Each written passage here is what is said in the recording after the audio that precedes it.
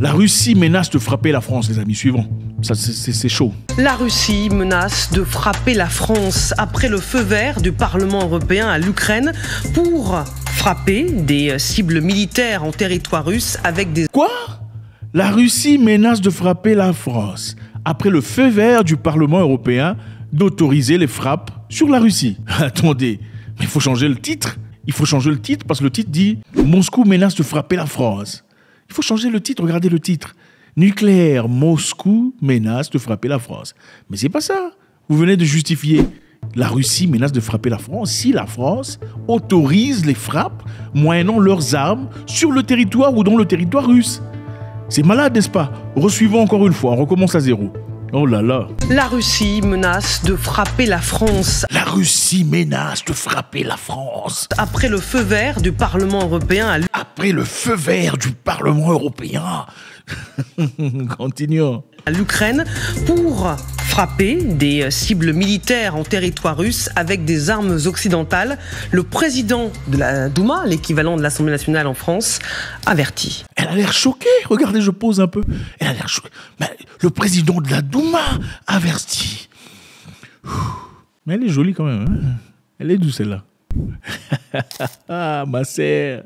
Suivant. Ce que réclame le Parlement européen conduit à une guerre mondiale avec des armes nucléaires. Si quelque chose comme cela se passe, la Russie ripostera avec fermeté en utilisant des armes plus puissantes. Pour votre information, le temps de vol d'un missile Sarma jusqu'à Strasbourg est de 3 minutes et 20 secondes. 3 minutes et 20 secondes, un missile Sarma de Moscou à Strasbourg. Je pense que c'est très important de le dire. La Russie menace de frapper la France. Vous savez, la carte de la victime est très employée en Occident. C'est incohérent. On provoque quelqu'un ou on menace. C'est une provocation. Vous savez, dans le Parlement à Strasbourg, le Parlement européen a voté, ils ont soutenu l'usage des armes européennes par l'Ukraine sur le sol russe. C'est-à-dire les armes européennes qui ont été données aux Ukrainiens ou qui doivent être données aux Ukrainiens jusque-là, y compris les armes anglais, allemands et autres. Le Parlement européen soutient l'usage de ces armes dans le territoire russe. Alors les Russes disent, si vous osez autoriser cela, nous allons frapper, pas à Monaco, pas à Nice, on va frapper à Strasbourg, exactement là où vous vous réunissez. Alors madame est choquée, la Russie menace de nous frapper, après qu'on ait dit qu'on va frapper. Mais c'est pas possible, ils doivent rester muets pendant que nous autorisons les frappes dans leur pays. Qui lui a conseillé de mettre le verre? Ça lui va bien, hein? Bon, continuons. Le Parlement européen a approuvé jeudi, à une large majorité, la résolution qui soutient l'usage d'armes européennes par l'Ukraine sur le sol russe. À une large majorité. Voyons voir combien de personnes ont voté ça. Dans ce texte approuvé par 425 voix pour 131 contre, 425 pour et 131 contre et 63 abstentions, le Parlement invite les États membres de l'Union européenne à autoriser l'Ukraine à utiliser les armes qu'il lui livre contre les cibles militaires légitimes sur le sol russe. Dès le départ, nous savions tous que l'Occident a autorisé le transport des armes occidentales vers l'Ukraine. Mais l'usage était restreint, c'est-à-dire on ne permettait aux Ukrainiens que de l'utiliser dans un cadre de défense et pas dans un cadre offensif. Pourquoi? Parce que la Russie avait établi qu'une ligne rouge est bien instituée. Si vous franchissez la ligne rouge, eh bien écoutez, vous en serez responsable tout seul. Et jusqu'à présent, les Occidentaux tergiversent. Ils ne veulent pas donner l'autorisation claire.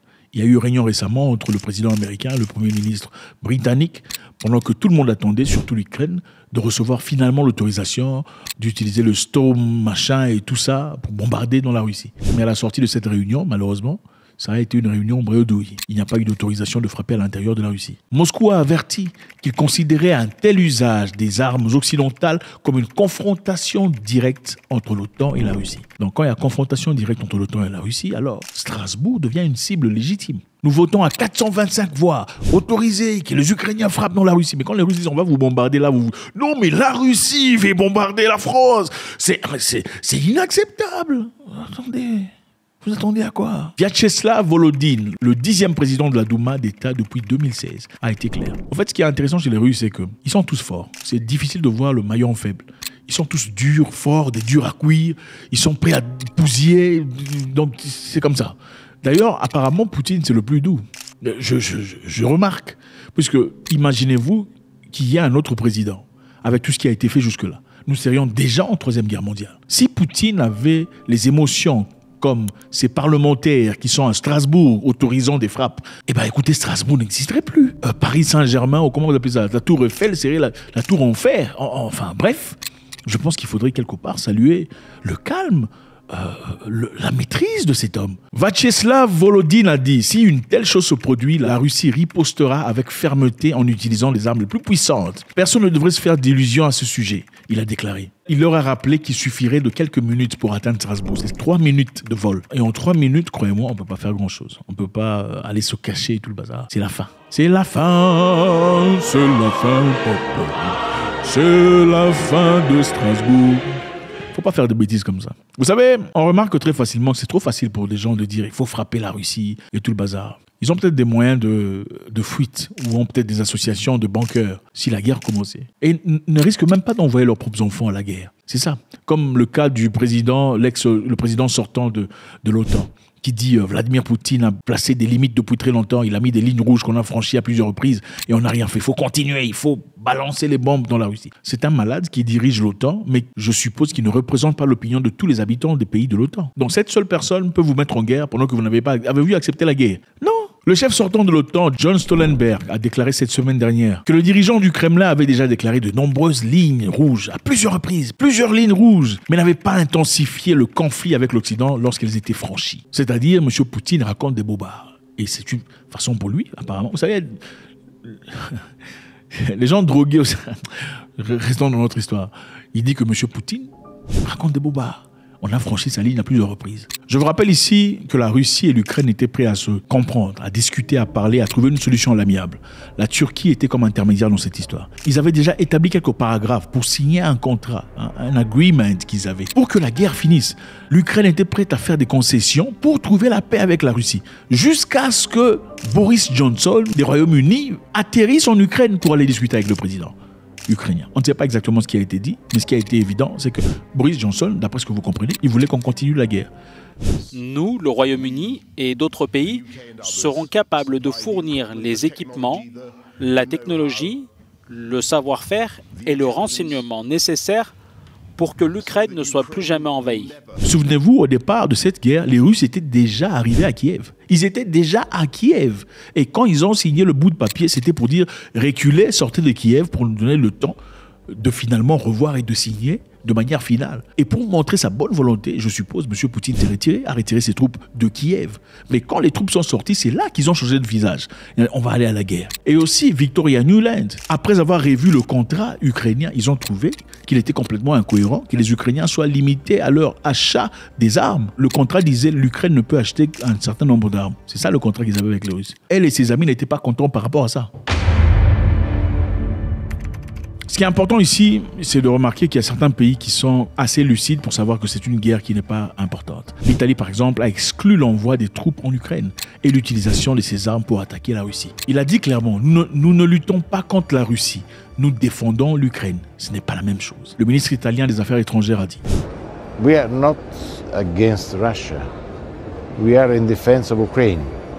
We are not fighting against Russia. We are supporting the freedom and independence of Ukraine. It's not the same. » La Russie va multiplier la production des drones. Voilà ce qui se passe actuellement. Ils ont compris que les choses ont changé et il faudrait rapidement s'adapter à ce qui se passe.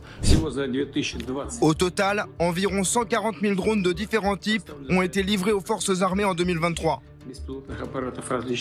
Cette année, la production de drones pilotes devrait être multipliée par près de 10. L'utilisation de drones dans ce contexte de conflit armé n'est pas apparue en Ukraine en février 2022. Il s'agit néanmoins de la première guerre en cours de laquelle les aéronefs sont consommés à une échelle aussi importante. Donc on savait que les drones existaient, on pouvait s'en servir pour beaucoup de choses, mais jamais on ne pensait pouvoir l'utiliser d'aussi tôt que la guerre en Ukraine. Cette nouvelle capacité de la Russie suit le développement de l'industrie ukrainienne du drone, qui devrait produire plus d'1 million d'unités en 2024, selon le ministre ukrainien de transformation numérique Mikhailo Fedorov. Les Russes aussi veulent produire beaucoup plus de drones. En 2022, ils en avaient environ 140 000, les amis, 140 000 drones. Maintenant, ils en veulent 1 400 000 drones. 1 400 000 drones devraient être livrés à l'armée russe cette année. Une partie importante devrait être constituée de drones tueurs. Les drones tueurs sont des drones first hand, first person view. On met casque ou masque si vous voulez, et vous voyez directement ce qui se passe devant vous. Et aussi des quadricoptères, donc des drones tueurs et des drones quadricoptères. Ces modèles sont les plus répandus en Ukraine et peuvent se trouver dans les commerces pour quelques centaines de dollars. Ce n'est pas très cher à produire, contrairement à 100 000 $ pour un obus d'artillerie par exemple. Ça coûte beaucoup plus d'argent. Ces drones sont principalement utilisés pour des missions de reconnaissance et de surveillance. Localiser les bases ennemies, trouver les mouvements de troupes, choisir des cibles et bombarder quelquefois. Parce que ces drones peuvent aussi être chargés d'explosifs. Donc voilà les amis, la France se plaint, en tout cas les Français se plaignent. Recommençons encore une fois, cette vidéo elle est belle. La Russie menace de frapper la France. La Russie menace de frapper la France. Après le feu vert du Parlement européen à l'Ukraine pour frapper des cibles militaires. Après l'autorisation du Parlement européen à Strasbourg pour frapper des cibles militaires en Russie, les gens de Strasbourg sont inquiets. Pourquoi la Russie veut frapper, bombarder, envoyer un sarma de 3 minutes? Mais attendez, quand tu manges, tu t'attends quoi? Tu vas te rassasier. C'est ça, non? Quand tu te rassasies, tu t'attends quoi? Tu vas aller dans les shots. Quand tu rentres dans les shots, il faut avoir de l'eau. Il ne faut pas seulement avoir de l'eau, il faut aussi avoir... Je ne vais pas entrer dans les détails. Et le savon. Bon, quand tu prends l'enfant de l'autrui, tu lui enlèves son pantalon, tu t'attends à quoi? Dans 9 mois, il y aura quelque chose qui va pousser. Mais attends, tu ne vas pas dire... Il y a quelque chose qui a poussé dans son ventre. Pendant que toi, tu avais enlevé son...